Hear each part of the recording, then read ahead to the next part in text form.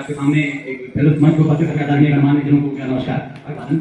और अगर मैं आपको आपके पिता याद करा सकूं, मेरी एक रचना है पिता का, मैंने अपने पिता के ऊपर लिखी हुई है। और मेरे पिता अध्यापक थे, रिटायर हो गए हैं, तो उनका टिकट मिला था बस का ट्रेन का 10 रुपए का, तो उस टिकट पे मैंने एक कविता लिखी है। अगर आपके पिता याद करा सकूं, आपके दिल तक पहुंच सकूं, तो मैं शायद सफल हूं इस रचना में कि अब मुझे समझ आता है क्यों मैं लेट आता हूँ।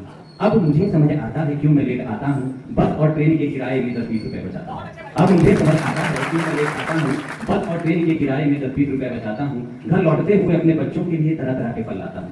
घर लौटते हुए अपने बच्चों के लिए तरह तरह के जूते हूँ, इसीलिए वही पुराने जूते आज भी सिलवा कर पहन के काम पर जाता हूँ। और मुझे समझ आता है क्यों मैं लेट आता हूँ, बस और ट्रेन के किराए में 10-20 रुपए बचाता हूँ। और नए नए तरह के कपड़े मेरे बीवी और बच्चे पहने, नए नए तरह के कपड़े मेरे बीवी और बच्चे पहने और चल जाएंगे यही सोचकर उसी पुरानी पैंट शर्ट से काम चलाता हूँ। और मुझे समझ आता है कि मैं लेट आता हूँ, बस और ट्रेन के किराए में 10-20 रुपए बचाता हूँ। और थक कर लौटता हूँ काम से शाम को जब अपने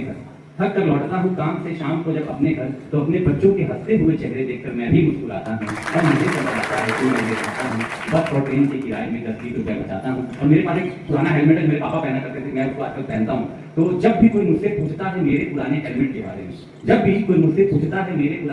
बारे में, तो मेरे पिता का है, ये बात मैं उसे बड़े गर्व से बताता हूँ।